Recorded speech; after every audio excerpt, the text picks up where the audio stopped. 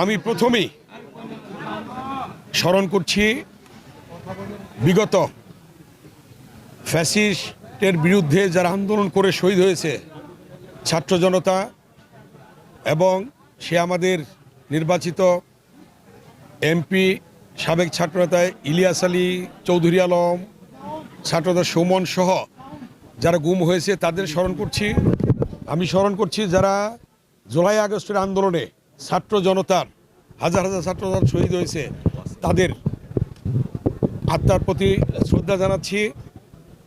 তাদেরকে আজকে এই দিনে স্মরণ করছি। আমি স্মরণ করছি, আপনারা জানেন ওসমান হাদিকে কিভাবে গুলি করে হত্যা করা হয়েছে, আজকে তাকে স্মরণ করছি, তার আত্মার প্রতি শ্রদ্ধা জানাচ্ছি এবং অবিলম্বে তার বিচার দাবি করছি। সাথে সাথে আপনারা জানেন বিএনপি বাংলাদেশের একটি সর্ববৃহৎ দল এবং বাংলাদেশের মধ্যে একটি জনপ্রিয় দল। সেই দল বারবার ক্ষমতায় এসেছে এবং জনগণের প্রত্যাশা পূরণ করেছে, এবং গত 17 বছর ভোটাধিকার ছিল না জনগণের। সেই ভোটাধিকার প্রতিষ্ঠার জন্যে দীর্ঘদিন আন্দোলন হয়েছে।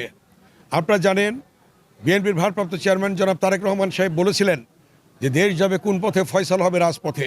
52-এর ভাষা আন্দোলনে সালাম বরকত রফিকের রক্তের বিনিময়ে সেদিন রাজপথে ফয়সালা হয়েছিল। 62-র শিক্ষা আন্দোলন, সেদিন ওয়াজুল্লাহ বাবুলের রক্তের বিনিময়ে রাজপথে ফয়সালা হয়েছিল। 69-এর গণঅভ্যুত্থান শহীদ আসাদের রক্তের বিনিময়ে সেদিন রাজপথে ফয়সালা হয়েছিল। এবং 71-এ মুক্তিযুদ্ধ শহীদ রাষ্ট্রপতি জিয়াউর রহমানের স্বাধীনতার ঘোষণার মধ্য দিয়ে সেদিন লক্ষ লক্ষ শহীদের রক্তের বিনিময়ে রাজপথে ফয়সালা হয়েছিল। এর পরবর্তী আপনারা জানেন 90-এর স্বৈরাচার বিরোধী গণতান্ত্রিক আন্দোলনে নূর হোসেন, জেহাদ, ডাক্তার মিলন সহ অনেকের রক্তের বিনিময়ে সেদিন 90-এর ছাত্র গণঅভ্যুত্থান সফল হয়েছিল। এবং 24-এর গণঅভ্যুত্থান, সেদিন সেই আবু সাইদ, ওয়াসিম এবং আমাদের এই কেরানীগঞ্জের সন্তান রিয়াজ সহ অনেকে শহীদ হয়েছে।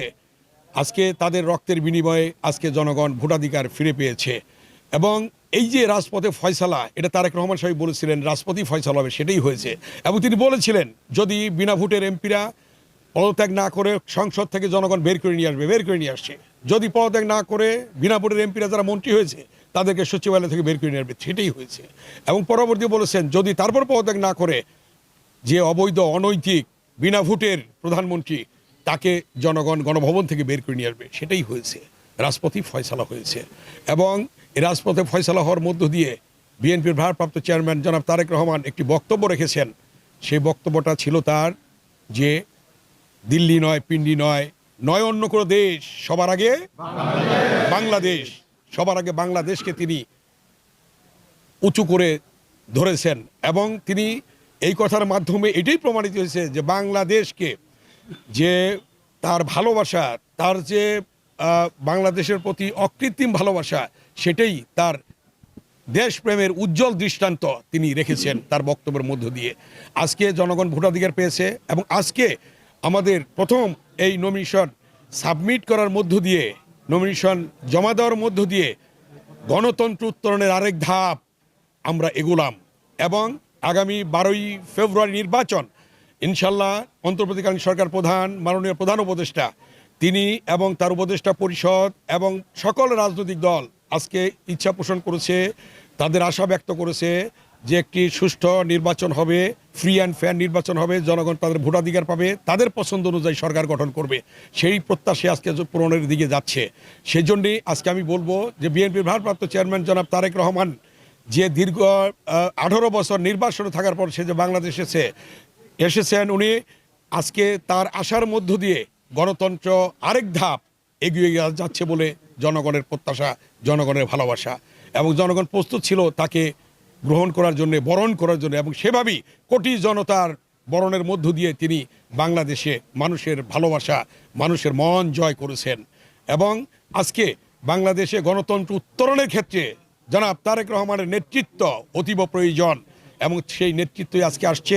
এবং তিনি আজকে সকল জায়গায়, সকল উপজেলায়, সকল নির্বাচনী এরিয়া সশরীরে প্রচারণার মধ্য দিয়ে আমাদের এই নির্বাচনকে সামনের দিকে এগিয়ে নিয়ে যাবেন এবং একটি সুষ্ঠু নির্বাচনের দিকে এগিয়ে নিয়ে যাবেন, এটাই জনগণের প্রত্যাশা।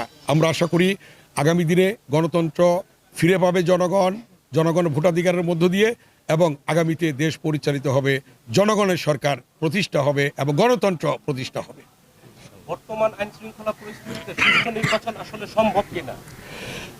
আইন শৃঙ্খলা পরিস্থিতি সন্তোষজনক, কারণ বিগত দিনে যেটা হয়েছে যে স্বৈরাচার ফ্যাসিস্ট ছিল তাদের চেয়ে অনেক অংশে আজকে দেশের আইন শৃঙ্খলা ভালো।